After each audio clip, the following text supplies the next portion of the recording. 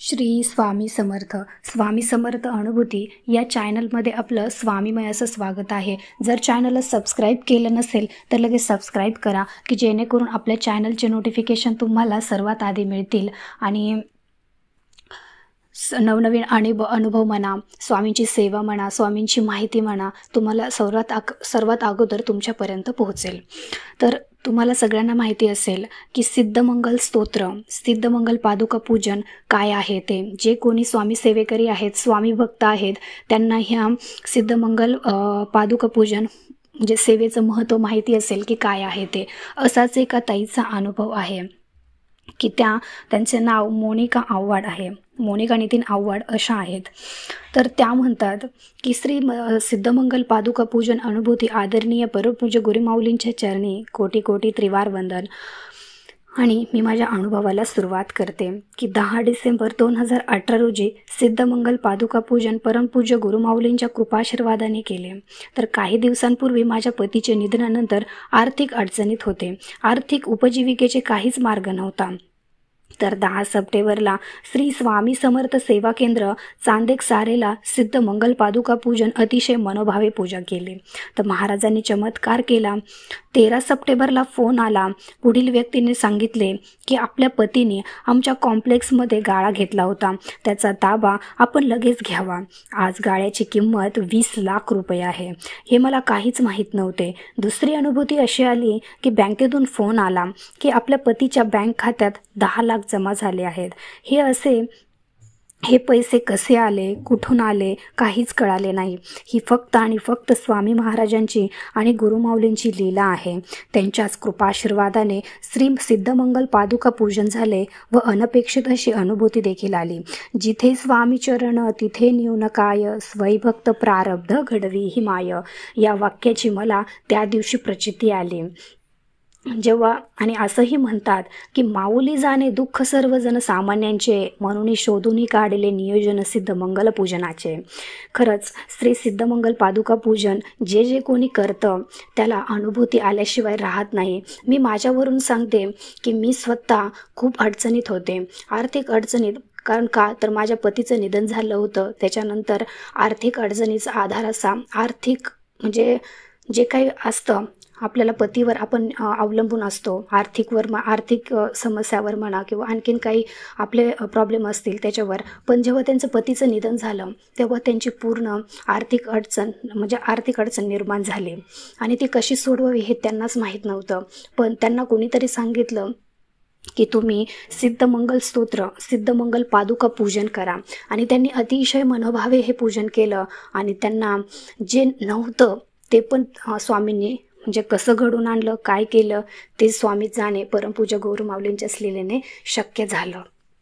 हा अनुभव मला पण आलेला आहे. मी स्वतः सिद्धमंगल म्हणजे पादुकाचं पूजन त्र्यंबकेश्वरला जाऊन केलेलं आहे. माझे तिथं गेल्याच्यानंतर मी दिंडोरी प्रणितमधून म्हणजे त्र्यंबकेश्वरला दिंडोरी प्रणित मार्ग आहे, तिथे प्रश्नोत्तराचा कार्यक्रम चालतो, तिथून मी सेवा घेतली होती. म्हणजे माझा एक पर्सनल कारणासाठी म्हणजे माझा प्रश्न होता, मी त्याच्यासाठी सेवा घेतली होती. आणि मला त्या सेवेमध्ये असं दिलं होतं की तुम्ही सिद्धमंगल पादुकाचं गुरुपीठ येथे जाऊन पादुका पूजन करा म्हणून.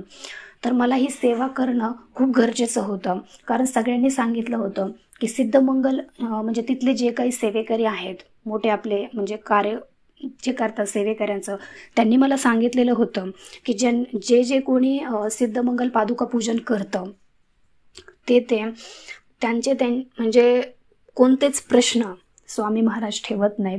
कारण पादुका पूजन करणं हे कोणाच्याही भाग्यात नसतं. स्वामींच्या पादुकाचं पूजन ज्यांना लाभलं, ज्यांनी केलं, त्यांचे प्रश्न 100% सुटले म्हणजे सुटलेच.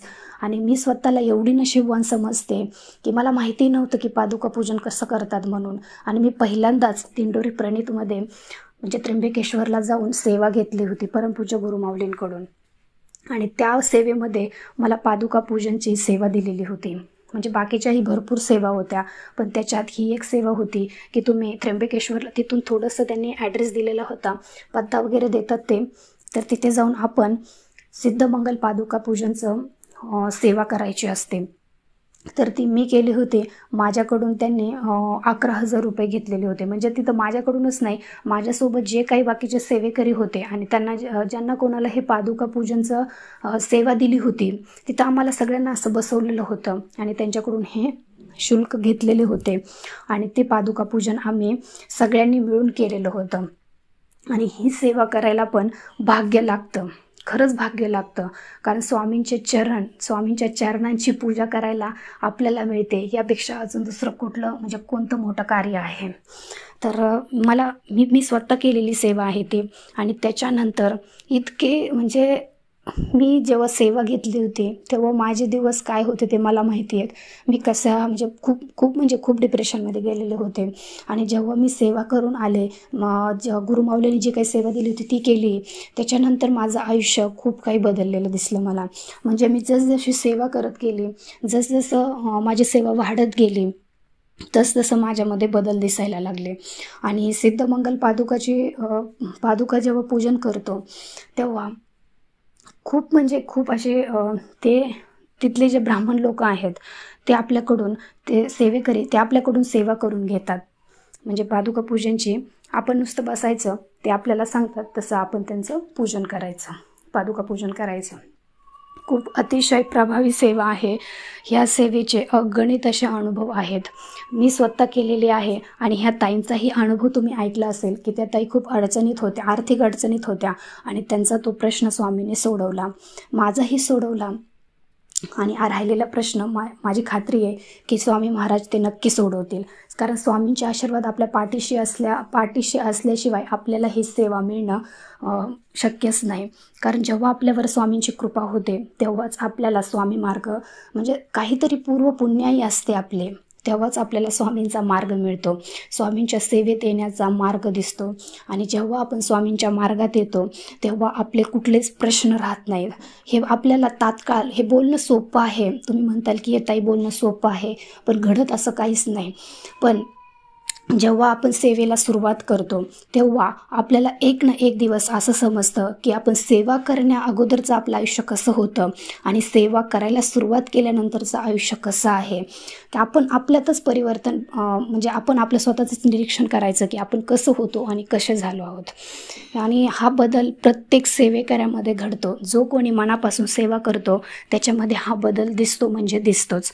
त्याच्यामुळे तुमचे जर असेच काही प्रश्न असतील तर तुम्ही दिंडोरी म्हणजे तुमच्या शेजारी पाजारी जर कुठं आपलं स्वामी समर्थ महाराजांचं केंद्र असेल आणि तिथे जर दिंडोरी प्रणीचं कोणी प्रश्नोत्तर करत असेल तर तिथेही तुम्ही तुमचा प्रश्न मांडू शकता. नसेल तर तुम्ही डायरेक्ट दिंडोरी प्रणीतला जा, त्र्यंबकेश्वरला, तिथे तुम्हाला नक्की सेवा दिली जाते. आणि तिथले सेवेकरी खूप मार्गदर्शनही व्यवस्थित करतात. आपल्याला जर सेवा समजत नसेल तर ते सेवा समजूनही सांगतात की कशी करायची. कधी काय होतं ते सेवा देतात आणि आपल्याला ती सेवा काय आहे कशी करायची काहीच माहिती नसतं. कारण आपण पहिल्यांदाच सेवा घेतो, नावं वेगवेगळी असतात. नावं म्हणजे त्या सेवेची नावं पण आपल्याला माहिती नसतात की नेमकं काय आहेत ते. तर स्तोत्र माहीत नसतात, मंत्र माहीत नसतात, कशी करायची माहीत नसतं, त्याचे नियम माहिती नसतात, अटी माहिती नसतात. तर तिथल्या आपण सेवेकऱ्यांना जर म्हटलं की दादा मला ही सेवा तुम्ही समजून सांगा, तर तिथले जे काही सेवेकरी आहेत ते आपल्याला सेवा समजून सांगतात आणि आपण त्याच पद्धतीने सेवा करायला सुरुवात करायची. जसे तुम्ही सेवा करायला सुरुवात करता तसं तुमचे प्रॉब्लेम सुटायला सुरुवात होते. तुम्ही जर मनापासून आणि सकारात्मक दृष्टीने जर सेवा केली की माझा प्रश्न 100% सुटणार म्हणजे सुटणारच आहे, तर तुम्ही नक्की तुमचे 100% प्रश्न सुटले म्हणून समजा. तर ही छोटीशी माहिती तुम्हाला कशी वाटली, छोटासा अनुभव कसा वाटला मला कमेंट करून नक्की सांगा. आणि आवडला असेल तर लाईक, शेअर, कमेंट करायला विसरू नका. भेटूया अशाच एका नवीन व्हिडिओसोबत. श्री स्वामी.